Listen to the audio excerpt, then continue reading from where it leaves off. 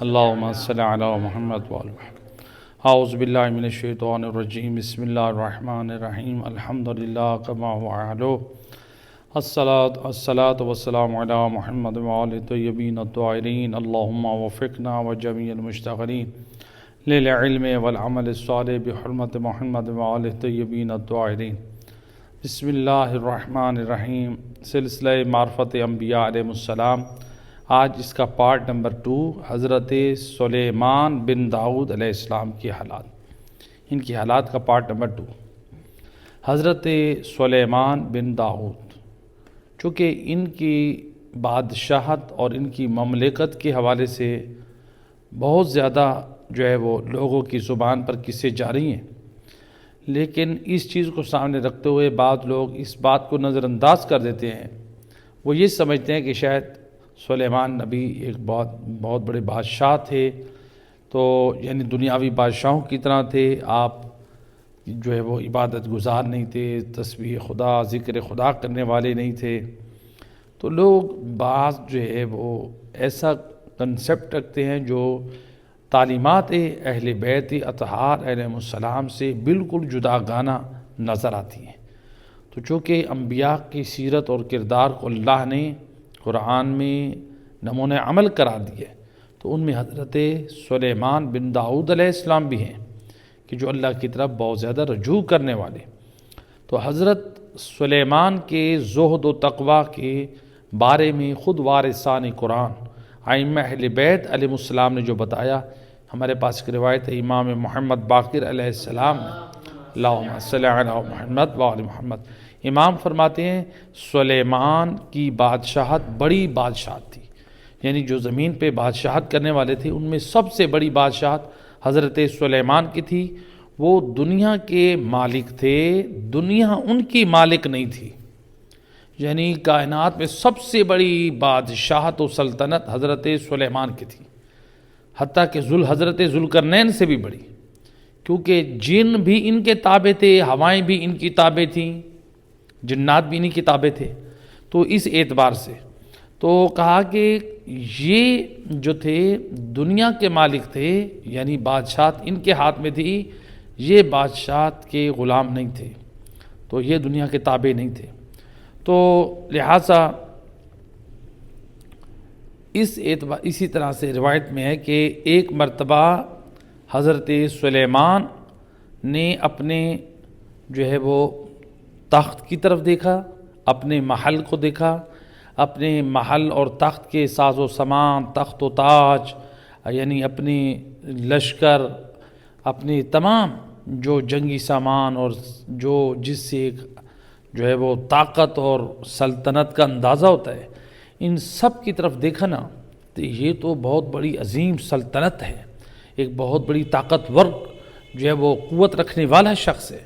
ایک مرتبہ اپنی زور، اپنی طاقت کو دیکھ کر اس کے اوپر نازاں نہیں ہوئے، تکبر نہیں کیا، غرور نہیں کیا، کیا کیا؟ روایت کا جملہ، آپ رو پڑے، نبی خدا سب کچھ دیکھنے کے بعد رو پڑے اور کہا یہ سب کچھ فانی ہے۔ اللہ اکبر، یہی ہے فکر جو خداوند متعال نے اپنے انبیاء کو بخشی۔ اتنی سلطنت، اتنی قوت، اتنی طاقت آنے کے بعد بھی کہہ رہے ہیں یہ سب کچھ فانی ہے، اصل نعمت تو اللہ کی رضا ہے۔ ہمیشہ دعا کرتے تھے کہ بادشاہت، اے میرا اللہ، تیری یہ بادشاہت جو تو نے مجھے عطا کی ہے، یہ مجھے عبادت سے غافل نہ کر دے، یعنی یہ آپ کو بادشاہت ملی، سلطنت ملی، اللہ سے دعا کرتے ہیں کہ بار الہ یہ مجھے تیری عبادت سے غافل نہ کرے۔ وہ روایت ہے مولا علی علیہ السلام سے، امام فرماتے ہیں کہ حضرت سلیمان بن داؤد دنیا کے سب سے بڑے بادشاہ تھے، ان کے بعد دوسرے نمبر پہ، تیسرے نمبر پہ لوگ آتے ہیں۔ سب سے بڑے بادشاہ زمین پہ کون تھے؟ حضرت سلیمان بن داؤد علیہ السلام۔ فرمایا کہ اتنے بڑے بادشاہ ہو کے پھر بھی کیا کرتے تھے؟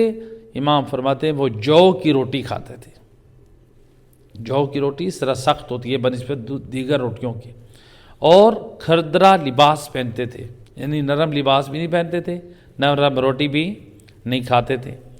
تو جس سے یہ اندازہ ہوتا ہے، معلوم ہوتا ہے، یعنی آپ کے دل میں اس قدر زہد و تقوی اور پرہیزگاری تھی کہ آپ یعنی نرم غذا اور نرم لباس کو بھی اپنے لیے پسند نہیں کرتے تھے۔ تو یہ حالانکہ روایت میں ہے کہ معصوم فرماتے ہیں کہ آپ کا جو دسترخوان ہوتا تھا، جو غریب ہوتے ہیں، جو مہمان آتے تھے، ان کو دسترخوان پہ حضرت سلیمان گوشت اور میدے کی نرم روٹی، جو ہمارے ہاں آج کل استعمال ہوتے ہیں نا، سفید آٹا، اس کی روٹی دیتے ہیں۔ تو حضرت سلیمان اپنے مہمانوں کے لیے اور لوگوں کے لیے نرم روٹی اور گوشت کا سالن رکھتے تھے، اور خود کس کے اوپر اکتفا کرتے تھے؟ خود جو کی روٹی، کھردرا لباس۔ تو یعنی خود اسی سے اندازہ ہوتا ہے کہ آپ یعنی کس قدر دل میں تقوی الہی اور زہد و تقوی، یعنی یہ چیز، یعنی آپ دنیاوی لذات سے محبت نہیں رکھتے تھے۔ بادشاہت مل جانے کا مطلب یہ نہیں ہے کہ وہ دنیا کے عیش پر زندگی گزاریں اور جو ہے وہ لذات کی زندگی میں یعنی خدا کو بھلا بیٹھیں، خدا سے غافل ہو بیٹھیں۔ جو لوگ لذات کی زندگی زیادہ جیتے ہیں نا، کہ یہ اس چیز میں لذت ہے، یہ چیز ٹیسٹی ہے، یہ ٹیسٹ کرتے لذت ان چیزوں سے انسان اپنا دین اور ایمان برباد کر بیٹھتے ہیں۔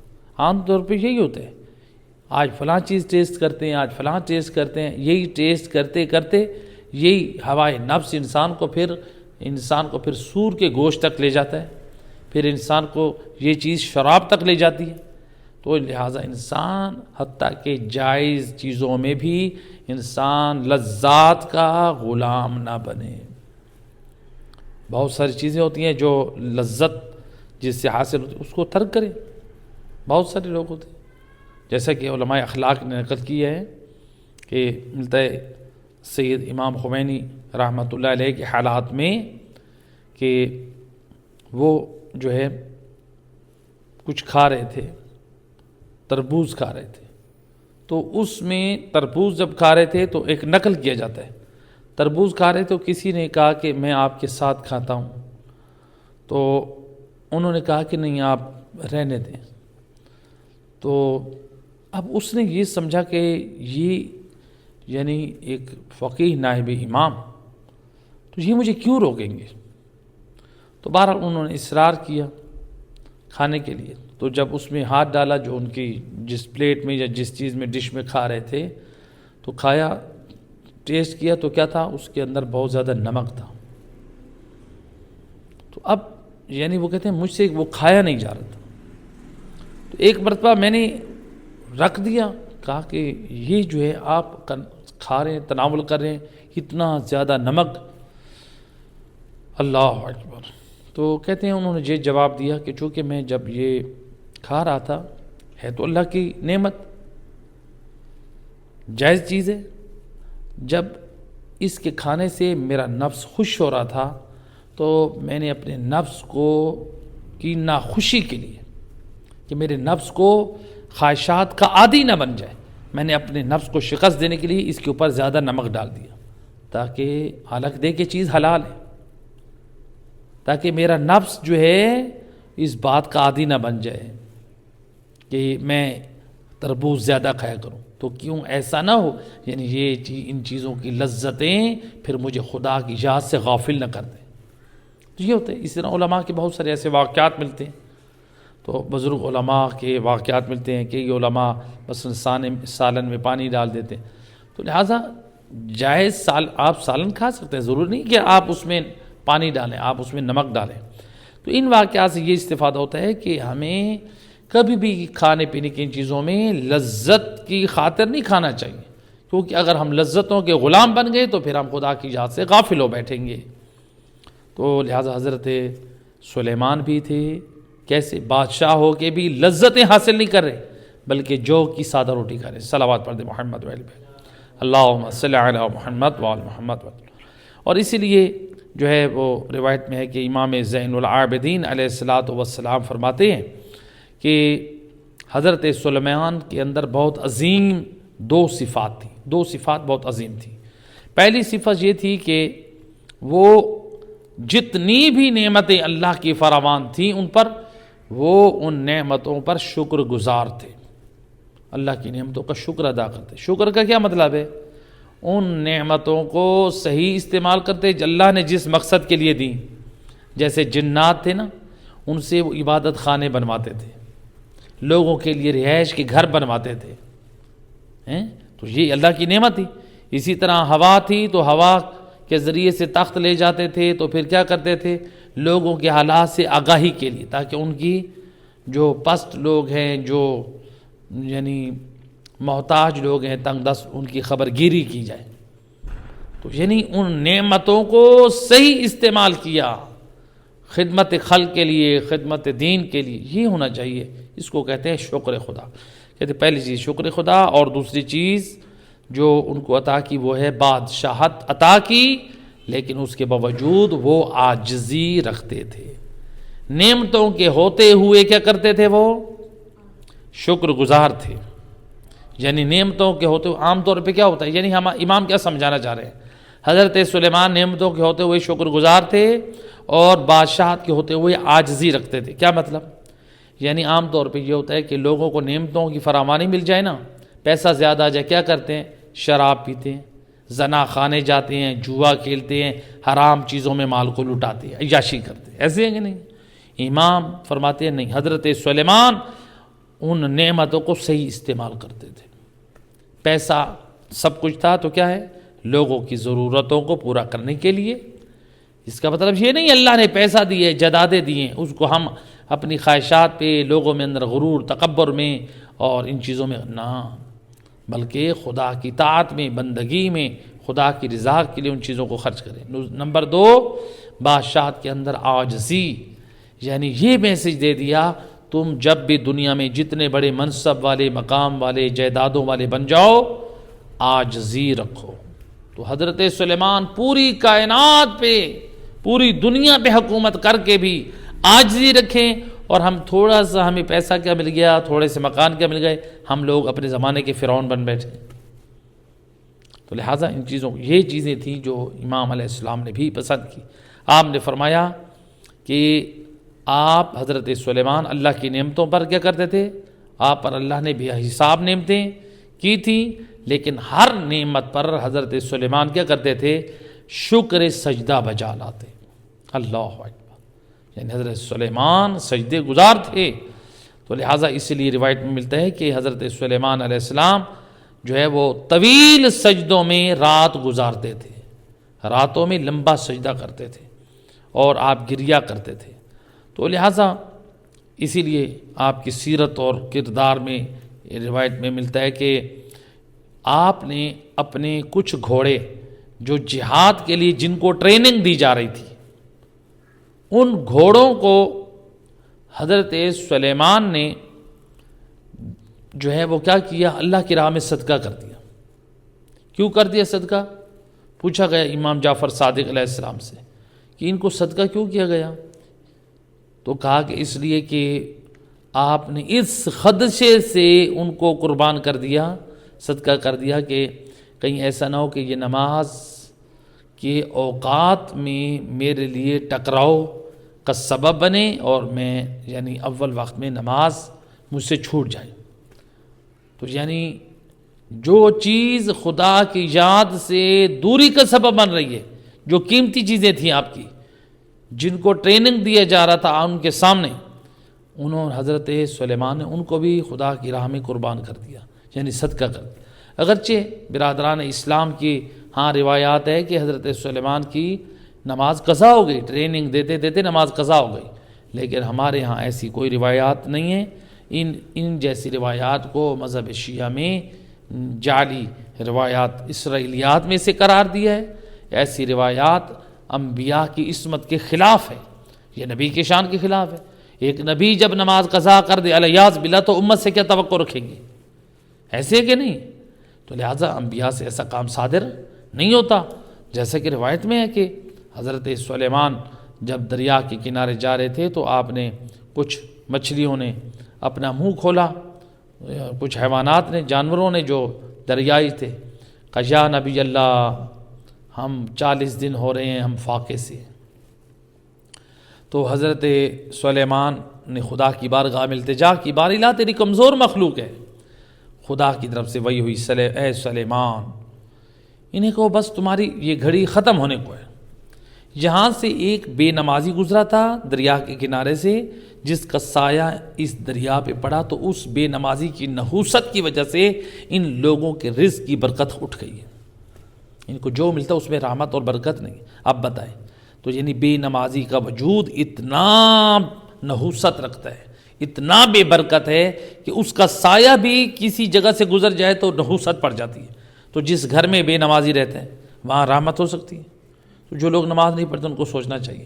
تو جب حضرت سلیمان اس قدر یعنی خدا کی وحی سے یہ جانتے ہیں، اللہ کے دین کو پہنچاتے ہیں، تو یہ کیسے ہو سکتا ہے حضرت سلیمان یہ جو ہے گھوڑوں کی ٹریننگ میں بیٹھے رہیں اور نماز قضا ہو جائے؟ ایسی روایات مذہب اہل بیت علیہ السلام میں جھوٹی روایات میں شمار ہوتی ہے۔ حضرت سلیمان کی کوئی نماز قضا نہیں ہوئی۔ صلوات پڑھ دیں محمد و اہل بیت، اللہم صلی علی محمد و علی۔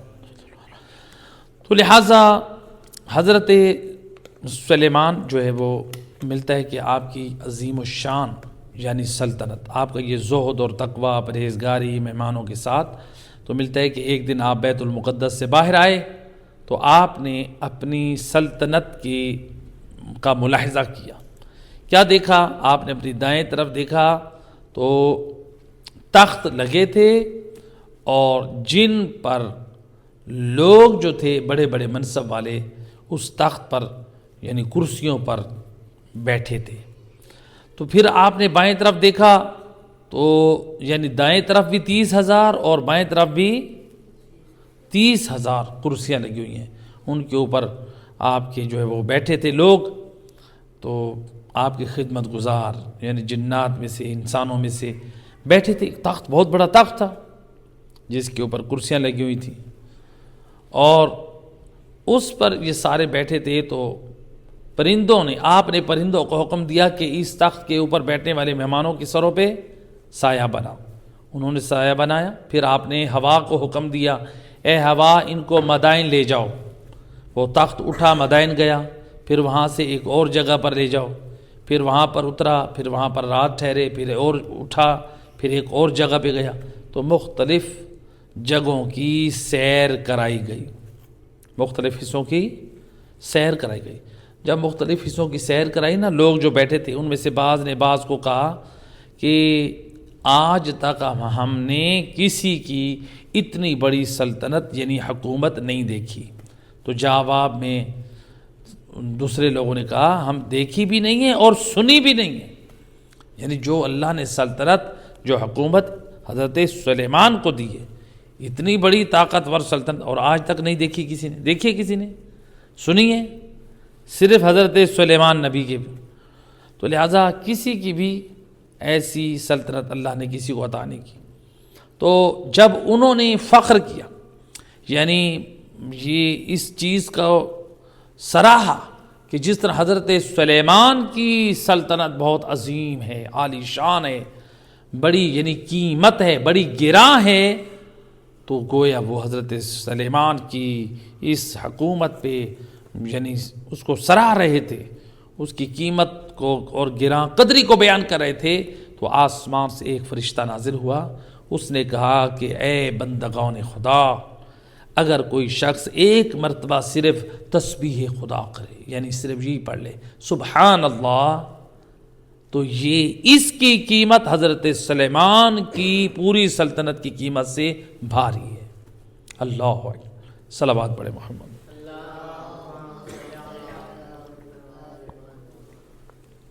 یعنی خود اندازہ کریں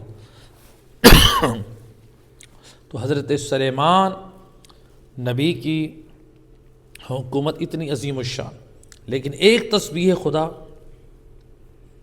خدا کی نگاہ میں حضرت سلیمان کی اس پوری سلطنت سے بھی بھاری ہے۔ تو گویا یعنی فرشتے نے بھی یہ جملہ کیوں کہا کہ یہ اللہ کی مخلوق بیٹھنے والی اس حضرت سلیمان کی سلطنت کی اس کے گن گاتے ہوئے خدا کی یاد سے غافل نہ ہو جائے۔ تو یہ پیغام ملا، انسان جب بھی نعمتوں کی فراوانی دیکھے، خدا کے ذکر کو اور یاد کو نہ بھلائے، ہمیشہ ہر حال میں اللہ کو یاد رکھے۔ اور روایت میں کہ ایک مرتبہ حضرت سلیمان اپنے لشکر کے ساتھ بڑی شان و شوقت کے ساتھ نکلے اور پرندوں نے آپ پر سایہ کیا ہوا تھا۔ پرندے سایہ کرتے تھے پروں کے ساتھ، پر کھول کے چلتے تھے۔ تو جن و انس کے پاس سے آپ گزرتے تھے اپنے لشکر سمیت۔ تو حضرت سلیمان کا یہ تخت یعنی سواری جہاں گزر رہی تھی، لوگوں کو دیکھتی جا رہی تھی۔ ایک جگہ سے گزرنے لگے تو وہاں پر ایک عابد ایک کونے میں اللہ کی عبادت کر رہا تھا۔ اس نے جب دیکھا دور سے حضرت سلیمان کا تخت آ رہا ہے تو متوجہ ہوا اور وہ حضرت سلیمان کے تخت کے قریب آیا تو اور اس نے کہا کہ اے فرزند داؤد، سچ ہے کہ اللہ نے آپ کو بہت بڑی بادشاہت عطا کی ہے، یعنی وہ بھی آپ کی بادشاہت کا اظہار کر رہا تھا۔ تو آپ نے یعنی حضرت سلیمان نے جب یہ سنا کہ یہ میری سلطنت کی تعریف کر رہا ہے تو اس وقت حضرت سلیمان نے فرمایا تسبیحۃ فی صحیفۃ مومن خیر مما اوتیہ لابن داؤد۔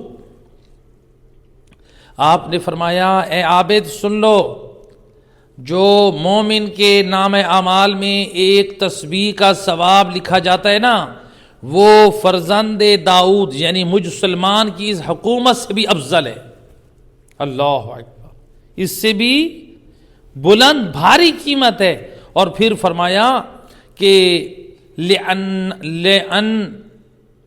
لأن داؤد یذهب والتسبیح تبقى۔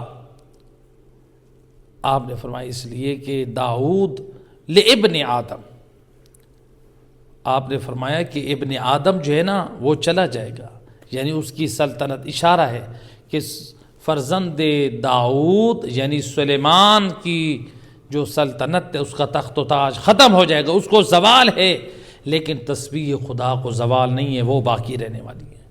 تو یعنی اس میں یہ اشارہ کیا ہے عابد، میں جتنا بھی یعنی خدا کی قدرت سے سلطنت رکھتا ہوں اس کو فنا ہے، لیکن جو تسبیح خدا ہے، جو عبادت ہے، ذکر خدا ہے، اس کو فنا نہیں ہے، اس کو بقا ہے۔ تو لہٰذا اس میں ایک عظیم پیغام ملا کہ یعنی انسان اس سلطنت کی طرف، ان چیزوں کی طرف انسان رغبت نہ رکھے، دنیا داری کی طرف، بلکہ مومن جو ہے وہ باقی رہنے والی چیزوں کی طرف توجہ کرے۔ باقی رہنے والی چیزیں کون سی ہیں؟ ذکر خدا، تسبیح، عبادت۔ یہ عہدہ، منصب، یہ جو دوسری چیزیں ہوتی ہیں نا، یہ سارے ختم ہو جاتے ہیں وقت کے ساتھ ساتھ، ایسے کہ نہیں؟ تو لہٰذا اس چیز نے ہمیں پیغام دیا کہ بادشاہت ملنے پر، حکومت کے ملنے کے باوجود حضرت سلیمان کے اندر غرور اور تکبر نہیں آیا، بلکہ وہ اللہ کے حق کو بھی آسان انداز سے ادا کریں اور لوگوں کے حقوق بھی ادا کریں، اور بلکہ لوگوں کو اللہ کی عبادت کی طرف متوجہ کر رہے ہیں۔ تو آج ہمیں کوئی تھوڑا سا منصب مل جائے، مقام مل جائے، لوگ کیا کرتے ہیں؟ غرور اور تکبر کرتے ہیں، لوگوں کو حقیر جانتے ہیں، اپنے منصب اور مقام کی وجہ سے لوگوں کو دھمکیاں دیتے ہیں، ہم تمہیں اریسٹ کروا دیں گے، ہم تمہیں مروا دیں گے، ہم تمہیں یہ کرا دیں گے۔ یہ بہت بڑا گناہ ہے۔ یہ اللہ نے اگر کوئی ہمیں عزت دی ہے، مقام دی ہے معاشرے میں، کبھی اس کا ناجائز فائدہ نہ اٹھائیں، بلکہ مسلمانوں کو فائدہ پہنچائیں، مومنوں کو فائدہ پہنچائیں، اپنے وطن عزیز پاکستان کے ساتھ مخلص رہیں۔ یہ فائدہ کریں، لوگوں کو فائدہ پہنچائیں، لوگوں کو نقصان نہ پہنچائیں۔ تو جو لوگ لوگوں کو نقصان پہنچاتے ہیں، پھر قیامت والے دن وہ بھی ترسیں گے، پھر خدا کی پکڑ سے وہ بھی نہیں بچیں گے۔ تو لہٰذا خلق خدا کی خدمت کرنی چاہیے، اسی میں عظمت ہے۔ اسی لیے اللہ کے رسول حضرت محمد صلی اللہ علیہ وآلہ وسلم فرماتے ہیں خیر الناس من ینفع الناس، لوگوں میں سب سے بہترین انسان وہی ہے جو لوگوں کو فائدہ پہنچائے۔ یہ نہیں کہا جس کے پاس پیسہ ہو، جس کے پاس جائیدادیں ہوں، جو لوگوں کو فائدہ پہنچائے، یعنی جس کے پاس جو منصب ہے، جو مال ہے، جو جائیداد ہے، جو رتبہ ہے، اس کے ذریعے لوگوں کو فائدہ پہنچائے گا۔ اللہ کے رسول فرماتے ہیں اللہ کی نگاہ میں، رسول کی نگاہ میں سب سے بہترین انسان وہی ہے لوگوں کو فائدہ پہنچائے۔ مسلمانوں کو فائدہ پہنچائیں، مومنوں کو فائدہ پہنچائیں، اپنے خاندان رشتہ داروں کو فائدہ پہنچائیں، اپنے وطن عزیز کو فائدہ پہنچائیں، اس کو بھی نقصان نہ دیں۔ تو لہٰذا وہ حضرت سلیمان اتنے یعنی خدا اور رسول کے حق کو ادا کرنے کے باوجود بعض روایات کی بنا پر ملتا ہے کہ آپ سے ایک ترک اولا بھی ہو گیا، یعنی جس کام کا ترک کرنا آپ کے حق میں بہتر تھا آپ اس کو انجام دے بیٹھے۔ وہ گناہ نہیں تھا، اس کا چھوڑنا بہتر تھا۔ کہ ایک دن آپ نے، چونکہ آپ کی کچھ بیویاں تھیں، تو آپ نے یہ نیت کی کہ میں ان بیویوں کے پاس جاؤں گا تو اللہ تعالیٰ اس سے میرے یعنی بہت سارے بچے پیدا ہو جائیں گے، تو وہ بچے میری مملکت اور سلطنت میں میرے مددگار ہوں گے، وہ نظام کائنات دنیا چلانے میں میرے ساتھ مددگار ہوں گے، اور جہاد میں بھی میری مددگار ہوں گے۔ مقصد تو نیک تھا، اچھا تھا آپ کا۔ تو اگرچہ بعض روایات میں ملتا ہے کہ ان کی بیویاں 700 تھیں یا 1000 بیویاں تھیں، لیکن وہ روایت جو ہے یہ معتبر نہیں ہے۔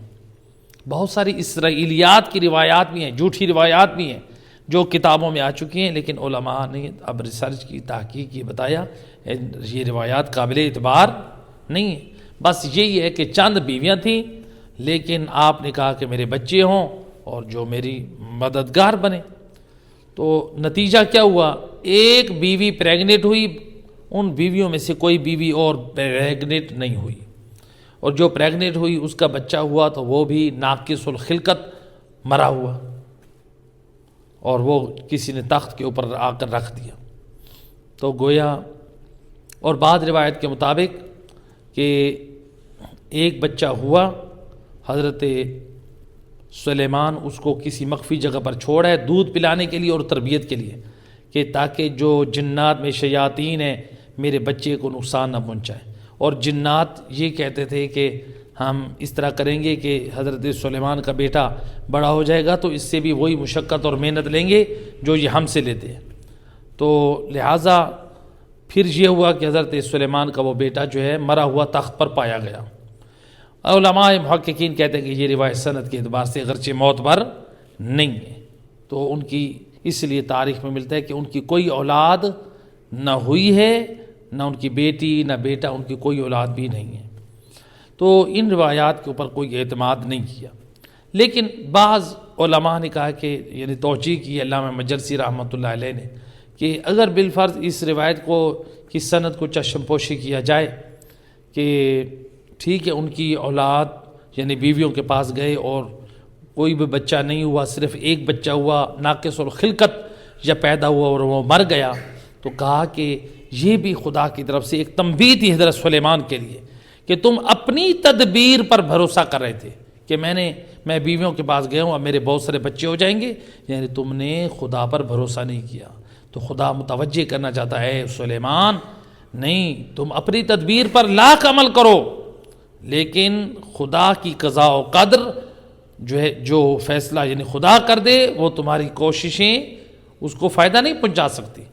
تو اس کا مطلب یہ نہیں ہے کہ ہم کبھی کسی کام کے لیے کوشش نہ کریں، نہیں، ہمیں چاہیے مشکلات کے وقت ہم کوششیں کریں، اپنی نجات کے لیے اپنی مشکلات سے نکلنے کے لیے کوشش کریں، لیکن اس نے ہمیں یہ میسج پیغام دیا کوشش کرنے کے بعد ہم بھروسہ اللہ کی ذات پہ کریں۔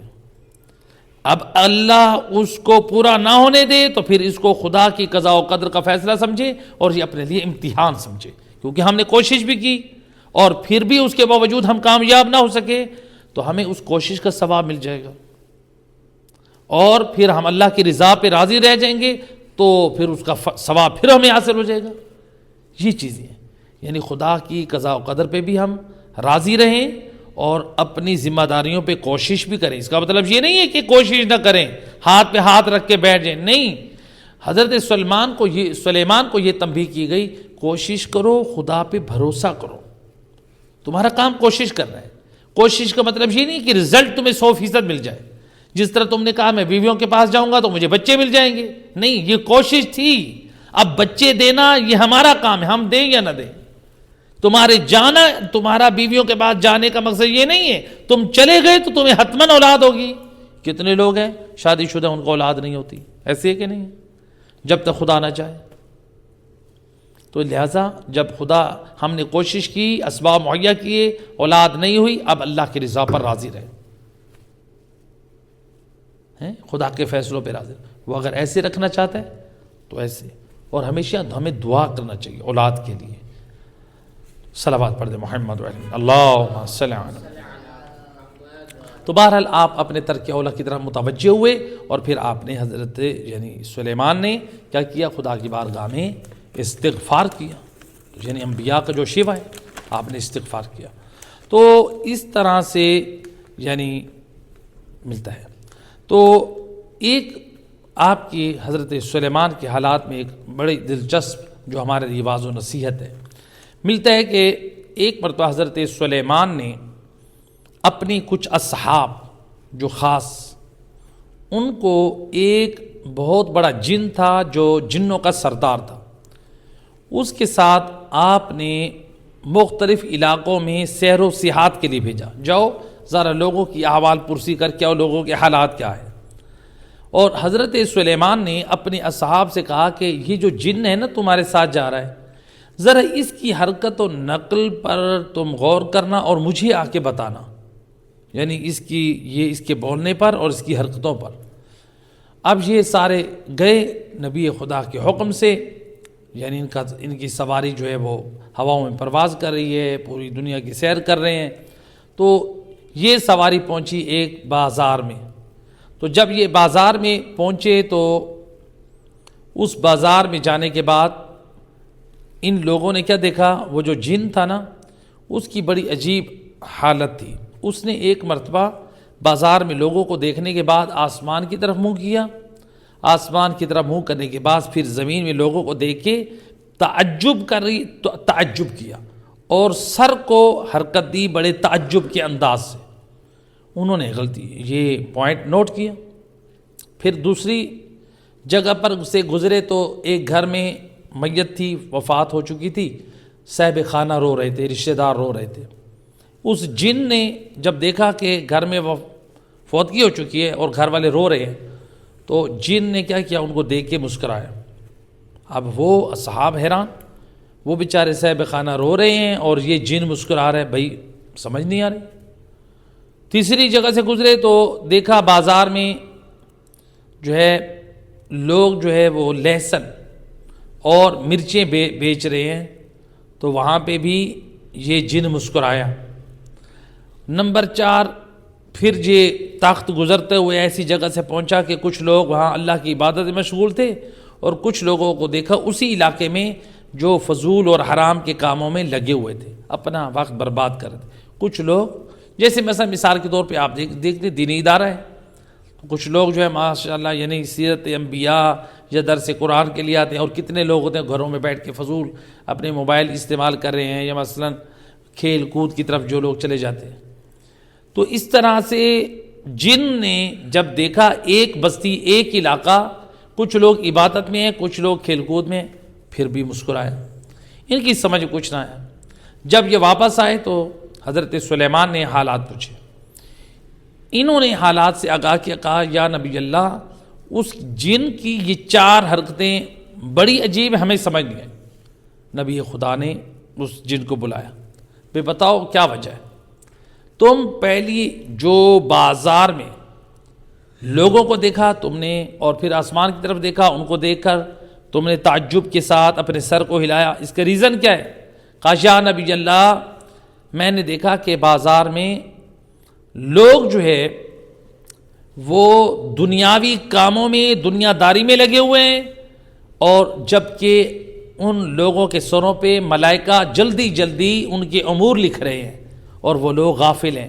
اس لیے میں حیرانگی سے دیکھ رہا تھا، یعنی لوگ دنیا داری میں لگے ہوئے ہیں، حرام کاموں میں لگے ہوئے ہیں، بس مال جمع کرنے کی فکر میں لگے ہوئے، پیسہ آ جائے، ادھر سے آ جائے، ادھر سے آ جائے، یہ کھا لیں، وہ لے لیں، دنیا کو سمیٹ لیں، آخرت کی کوئی پرواہ نہیں ہے۔ کہا اس لیے میں تعجب کر رہا تھا یہ لوگ کس قدر غافل ہیں، ملائکہ جلدی جلدی نام اعمال لکھ رہے ہیں، اور لوگ اتنے غافل ہیں یہ صرف دنیا میں غرق ہیں، ان کو آخرت کی قبر کی کوئی پرواہ نہیں۔ کہا اچھا یہ بتاؤ تم نے وہ جس گھر میں میت تھی وہاں پر دیکھ کر مسکرائے کیوں؟ کہا کہ یا نبی اللہ اس لیے کہ وہ بندہ تو صاحب ایمان صاحب کردار تھا، وہ ایمان اور عمل کی وجہ سے جنت میں چلا گیا، اس کے صاحب خانہ رو رہے ہیں، اس لیے مجھے ہنسنا آ گیا ہیں کہ اس کے صاحب خانہ کو خوش ہونا چاہیے لیکن اس کے وہ رو رہے ہیں۔ تو گویا اس نے یہ پیغام دیا کہ یعنی صاحبان عمل اور صاحبان ایمان وفات پا جائیں تو واقعاً ان کی وفات پر ہمیں اپنے لیے تیاری کرنی چاہیے کہ جس طرح وہ کامیاب گیا اس طرح ہمیں بھی کامیاب جانا چاہیے۔ تو رونے کا یہ مقام ہے ہمارے اپنے لیے، ہم اپنے اوپر روئیں۔ ایک بندہ نیک اور صاحب ایمان چلا گیا، وہ تو کامیاب چلا گیا، اور میں بد نصیب ہوں، نہ ابھی تک میرا ایمان قرآن اور سنت کے مطابق ہے، نہ میرا کردار قرآن اور سنت کے مطابق۔ حقیقت میں رونا ہمیں اپنے اوپر چاہیے۔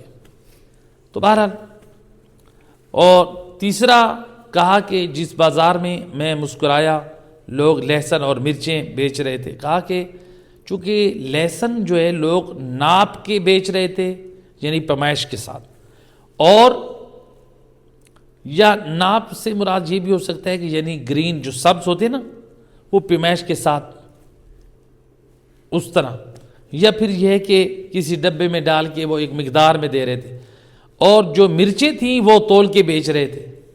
تو مجھے اس لیے ہنسی آئی، حالانکہ لہسن میں فائدے زیادہ ہیں چونکہ اس میں بہت ساری بیماریوں کا علاج ہے، اور مرچیں جو ہیں اس میں زیادہ تر جو ہے بیماریوں کی وہ جڑ بنتی ہے، تو جس میں زیادہ فائدے ہیں اس کو لوگ ناپ کر بیچ رہے ہیں، اور جس میں یعنی فائدے کم ہیں اس کو لوگ تول کے کر رہے ہیں۔ تو گویا اس روایت نے یہ بتایا یعنی لہسن میں بنسبت مرچوں کے زیادہ بیماریوں کے علاج، اس لیے موجودہ دور میں جو سائنس کہ یعنی اگر کوئی سی یعنی البتہ ڈاکٹر کے مشوروں سے، کوئی ایسا نہ ہو کہ کوئی یہ شروع کر دے کہ جن لوگوں کا موٹاپا ہے وہ ایک جوا مثلاً کھائیں لہسن کا، ان کا موٹاپا کم ہو جاتا ہے۔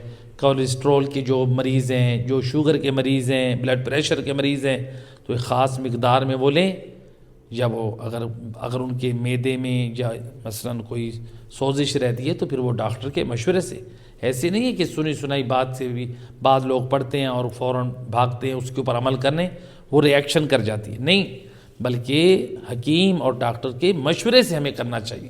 جب بھی کوئی چیز، کسی چیز کے فائدے ہماری نظر سے گزریں فوراً اس پر عمل نہ کریں، بلکہ طبی مشوروں کے مطابق اس کے اوپر عمل کریں تاکہ وہ ہمیں فائدے کی بجائے نقصان نہ دے۔ اچھا، یہ ہو گیا۔ نمبر 4 کہ آپ وہاں کیوں مسکرائیں جہاں پر نیک لوگ اور برے لوگ تھے؟ کہا کہ اس لیے کہ مجھے تعجب ہوا کہ یعنی نیک لوگ جو ہے وہ اپنی آخرت کے بنانے میں ہیں، اور برے لوگ کیا ہیں؟ وہ اپنی دنیا میں غرق ہیں۔ تو لہٰذا یعنی اس بات نے مجھے کر دیا۔ صلوات پڑھتے محمد و اہل بیت اللہم صلی اللہ۔ تو کہا کہ کچھ لوگوں کو دیکھا جو یعنی اپنے جو ذکر خدا اور عبادت میں مشغول ہیں، جبکہ کچھ لوگ بےہودہ کاموں میں مشغول ہیں۔ تو جب میں نے یہ دیکھا تو مجھے ہنسی آ گئی۔ تو ہنسی کیوں آئی؟ یعنی یہ دیکھا کہ وہ لوگ کامیاب ہو رہے ہیں اور یہ نادان لوگ اپنے آپ کو نقصان اور گھاٹے میں لے کے جا رہے ہیں، یعنی انہوں نے ان سے کچھ بھی حاصل نہ کیا، ان سے کچھ بھی نہ سیکھا۔ جس طرح وہ لوگ اچھے لوگ، نیک لوگ، نمازی لوگ، دیندار لوگ اپنا وقت ضائع نہیں کرے، اپنے آپ کو کامیابی کی طرف لے کے جا رہے ہیں۔ تو لہٰذا یہ جو ہے یعنی ہمیں ان روایات نے، یعنی اس روایت نے یہ پیغام دے، بڑے عظیم پیغام۔